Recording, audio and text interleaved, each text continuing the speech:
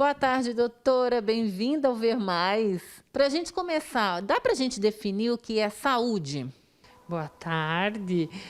Saúde, para a Organização Mundial da Saúde, é bem-estar biopsicossocial e espiritual. É um contexto amplo e às vezes até um pouco idealizado, mas de que a nossa vida como um todo e tudo o que a gente vive tem que estar em equilíbrio. Mas a gente sabe no dia a dia que raramente a gente consegue equilibrar esses 5 fatores, né? Sempre vai pender mais para um lado ou mais para o outro. O que também é uma forma de equilíbrio. De vez em quando a gente dá uma atenção maior para um ponto, outro momento dá uma atenção maior para outro ponto, mas não perder o eixo de dar uma olhada em tudo. Quando a gente fala numa pessoa saudável, geralmente se pensa numa pessoa que não está doente.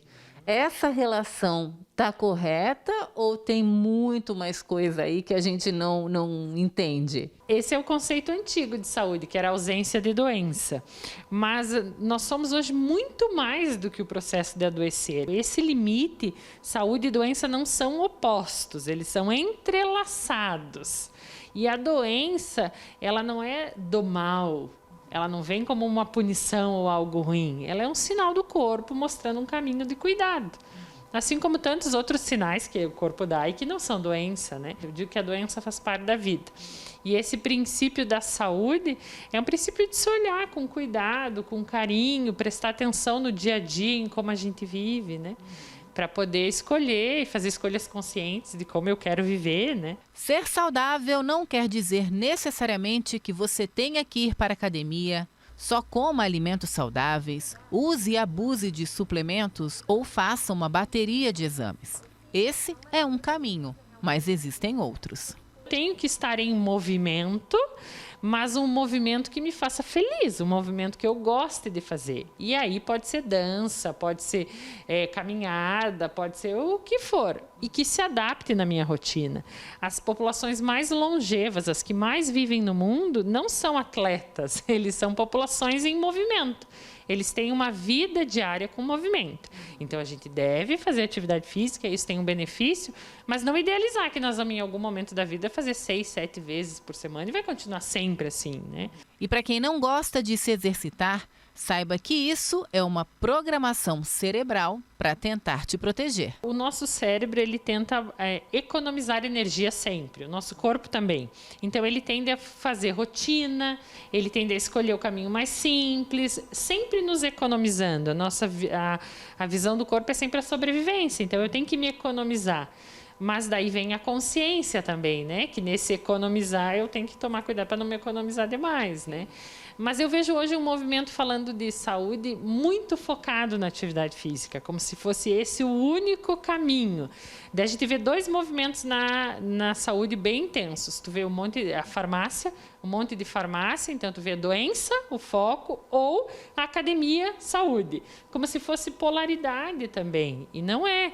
Eu posso pensar numa vida em movimento, mas posso pensar em muitos outros fatores que também influenciam na saúde. Agora, na pandemia, a população em geral acabou descobrindo o termo saúde mental, que eu imagino que era restrito aos consultórios, né?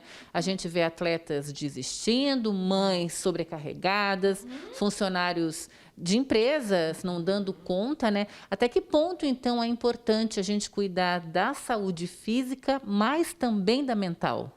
Eu coloco as duas como equivalentes, porque essa separação que a gente faz, até para poder estudar na universidade, a gente separa físico e mental didaticamente, porque no corpo não tem essa separação. Toda mudança física gera uma mudança emocional, e todo emocional gera o físico. E aí tem muitos autores até que relacionam algumas doenças, como se toda doença tivesse um componente emocional. Nesse momento da pandemia, eu acho que todos nós fomos convidados a ficar mais em casa, e mais em casa aqui também, né? Dentro da gente, porque tem menos estímulo externo, menos coisas para fazer lá fora, menos distrações. E no mundo corrido, cheio de distrações, fica mais difícil silenciar e se perceber. Então, quando a gente tem esse momento de parar e pensar, é um momento de muito crescimento, porque é um momento de olhar para você. E aí tu vai ver que, assim, quando eu acompanho pacientes, assim, tem tanta gente que vive a vida que não quer viver. Como fica isso, né? Como é essa relação com a vida, com as minhas escolhas, né? Então, acho que esse momento da pandemia faz a gente refletir para a saúde, para a vida que a gente vive. E aí é refletir para a saúde, buscar sentido na vida, buscar sentido nas coisas que eu faço, nas relações familiares, né? Existem alguns parâmetros que a doutora explica para definir o que é ser saudável. Primeira coisa é olhar para o que tu, não só pelo que tu come, mas como o teu corpo reage diante do que tu come, pelo processo digestivo. Como tu come, como tu mastiga, como tu engole, como passa pelo teu estômago, como passa pelo teu intestino, se vai embora como tem que ser, ou se tem sofrimento. Então, olhar para isso, trato gastrointestinal, né? Digestão e intestino. O segundo, nós podemos falar do sono. Sono reparador, que é para o corpo poder descansar, se reorganizar. Durante o sono, os radicais livres são transformados, os hormônios são produzidos, então nosso corpo se restabelece no sono profundo. E aí a gente vê as pessoas dormindo mais tarde e em menor quantidade. A vida em movimento, que a gente estava falando antes, da prática de atividade física, 150 minutos por semana seria, em teoria, assim, sabe? 3 de 50 ou 5 de 30, que pode ser caminhada, aquele que faz feliz, né? Lidar com as emoções. Então, expressar o que você sente. Não ficar perto de quem te gera tanta angústia. Aprender a lidar com aquilo. Aprender a expressar o que tu sente. Ser verdadeiro com o que tu está sentindo. Isso, estruturalmente, assim, acolher as emoções e poder expressar o que eu sinto, faz o corpo funcionar completamente diferente, né? E nesse Dia Nacional da Saúde, o que a médica gostaria de falar para as pessoas que estão assistindo ao programa? Quais seriam os conselhos ou as pílulas para que a gente realmente consiga viver com mais saúde? O fator que mais interfere, eu falei essas 4 sugestões, mas o fator que mais interfere no processo do envelhecer saudável são as relações sociais. Mais até, esse é um estudo grande que teve nos Estados Unidos com mais de 75 anos de acompanhamento. Mais do que alimentação, mais do que exercício, mais do que lidar com as emoções, é entender as relações sociais. É como eu vivo, o meio que eu vivo, a minha família, criar uma rede de suporte, poder contar com as pessoas. Então, nesse Dia da Saúde, olhe para quem está ao seu redor. Olhe para as pessoas que estão ao seu redor, a sua família, converse sobre saúde, converse sobre as grandes coisas da vida. A gente teve esse momento agora com tantas dificuldades e morte, que é uma grande verdade da vida, mas a gente nunca fala. Então, fale com a sua família sobre os assuntos da vida. Para onde vocês querem ir, como vocês querem viver.